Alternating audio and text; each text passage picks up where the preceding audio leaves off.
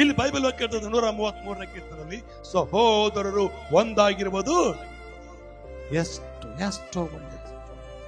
ಇವತ್ತು ನಮ್ಮಲ್ಲಿ ಐಕ್ಯತೆ ಬಹಳ ಪ್ರಾಮುಖ್ಯ. ನಾವು ಯಾವುದೇ ಜಾತಿ ಆಗಿರ್ಬೋದು, ಯಾವುದೇ ಭಾಷೆ ಆಗಿರ್ಬೋದು, ಯಾವುದೇ ಬಣ್ಣ ಆಗಿರ್ಬೋದು, ಯಾವುದೇ ವಯಸ್ಸಾಗಿರ್ಬೋದು, ಅದೆಲ್ಲ ಏಸಪ್ಪ ಕೇಳ್ತಾ ಇಲ್ಲ. ನೀವು ಐಕ್ಯತೆ ಉಳ್ಳವರಾಗಿ ನನ್ನ ಬಳಿಗೆ ಬಂದ್ರೆ, ಐಕ್ಯತೆ ಉಳ್ಳವರಾಗಿ ನನ್ನನ್ನು ಬೇಡುವುದಾದ್ರೆ, ನಿಮ್ಮ ಐಕ್ಯತೆಯಲ್ಲಿ ನಾನು ನಿಮ್ಮ ಮೇಲೆ ಅಭಿಷೇಕವನ್ನು ಇಳಿಯ ಮಾಡ್ತಾನೆ. ಅಭಿಷೇಕದ ಬೆಂಕಿ ನಿಮ್ಮನ್ನ ಪ್ರಜ್ವಲಿಸುವಂತೆ ಮಾಡ್ತದೆ.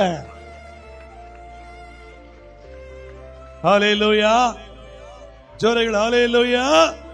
ದೇವರ ವಾಕ್ಯ ನಮಗೆ ಹೇಳ್ತಕ್ಕಂಥ ಮಾತೇನಂದ್ರೆ ಅಭಿಷೇಕ ಬಹಳ ಮುಖ್ಯ. ಇವತ್ತು ನಮ್ಮನ್ನ ಸೈತಾನ ಮುಟ್ಟಬಾರ್ದಂದ್ರೆ ನಮ್ಮೊಳಗೆ ಏನಿರ್ಬೇಕಾ? ನಮ್ಮ ಮನೆಯೊಳಗೆ ಕಳ್ಳ ಬರಬಾರ್ದು, ನಮ್ಮ ಮನೆಗೆ ಬಾಗಿಲಿರ್ಬೇಕಲ್ವಾ? ಎಲ್ಲಿದ್ದೀರಾ? ನಮ್ಮ ಮನೆಯೊಳಗೆ ಕಳ್ಳ ಒಳಗೆ ಬರಬಾರ್ದಂದ್ರೆ ನಮ್ಮ ಮನೆಗೆ ಏನಿರ್ಬೇಕು? ಬಾಗಿಲಿರ್ಬೇಕು, ಬಾಗಿಲಿಗೆ ಬೀಗ ಕೂಡ ಇರ್ಬೇಕು. ಇದ್ದೀರಾ? ಇಲ್ಲ ಇದ್ದೀರಾ?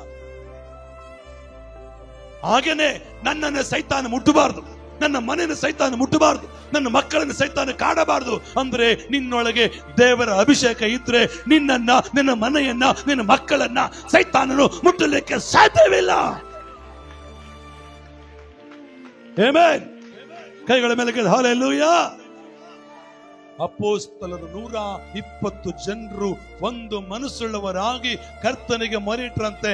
ಅಪೊಸ್ತಲರ ಕಾಲದಲ್ಲಿ ನೋಡ್ತವೆ, 2ನೇದಲ್ಲಿ 120 ಮಂದಿ ಒಂದು ಮನಸ್ಸುಳ್ಳವರಾಗಿ ಒಗ್ಗಟ್ಟಿನಿಂದ ಆ ಕರ್ತನನ್ನು ಕೂಗುವಾಗ, ಒಗ್ಗಟ್ಟಿನಿಂದ ಆ ಕರ್ತನನ್ನು ಬೇಡುವಾಗ ಆ ಶಕ್ತಿ ಇಳಿದು ಬಂದು ಒಬ್ಬೊಬ್ಬರ ಮೇಲೆ ಒಂದೊಂದು ಆತ್ಮವಾಗಿ ಕೂತ್ಕೊಂಡು ಅವರಿಗೆ ಬಿಡುಗಡೆಯನ್ನ, ಅವರಿಗೆ ಅದ್ಭುತ ಕಾರ್ಯಗಳನ್ನ ದೇವರು ಮಾಡಿದನು.